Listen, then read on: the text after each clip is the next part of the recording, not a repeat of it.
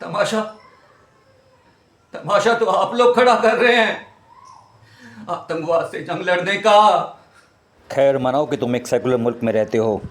Secular मुल्क, secular मुल्क साहब, कहने को तो हम एक सेकुलर मुल्क में रहते हैं, लेकिन कोई यह कहकर मकान किराए पर देने से मना कर दे कि हम मुसलमान को किराए पर मकान नहीं देते, इंटरव्यू देने पर यह लिखकर भेज दिया जाए कि हम सिर्फ हिंदुओं को नौकरी देते हैं, तो फिर आप कैसे किसी को सेकुलर मुल्क का भरोसा दे सकते हैं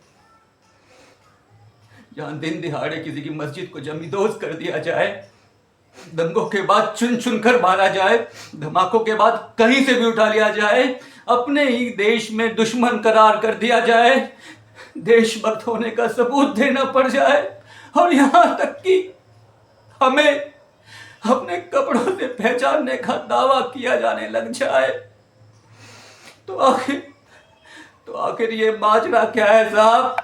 ये क्या माजरा है? माजरा हमारे लोकतंत्र पर हमले का है। चलिए साहब, चलिए मान लेते हैं कि कोर्ट पर हमला हमारे देश के लोकतंत्र पर हमला था, लेकिन फिर वो क्या था जब स्टेट पावर भी दंगाइयों के साथ मिलकर इंसान खुशी करने में लग जाए, सालों साल जेल में सजा देने के बाद कोई सबूत न जुटा पाने के कारण फिर अचानक से उसे छोड़ देते हैं। क्या ये किसी व्यक्ति के लोकतंत्र पर हमला नहीं है?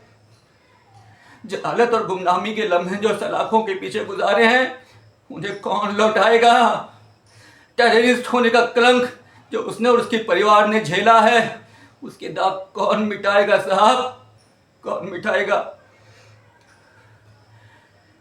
तुम्हें कभी उस बुत बने बाप के भीतर ही भीतर रोने की आवाज सुनाई नहीं देती? उस माँ को कभी देखा है जो अपने जवान होते हुए बेटे को देखकर सिहर उठती है, रात को उठ उठकर बिछावन टटोल जाती है कि कहीं उसके बेटे को उठा तो नहीं ले गए?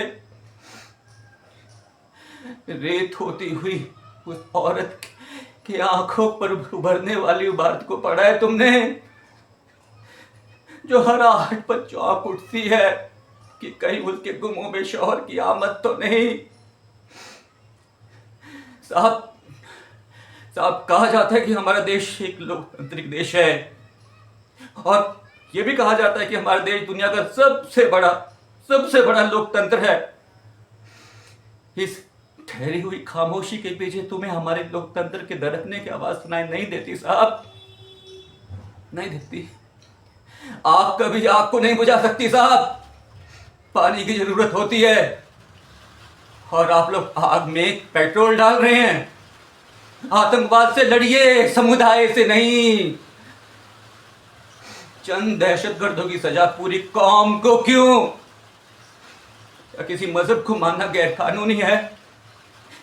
क्या मुसलमान होना सबसे बड़ा गुनाह है? आखिर आखिर आखिर इस देश में मुसलमानों के साथ इंसाफ कौन करेगा साहब? कौन करेगा इंसाफ?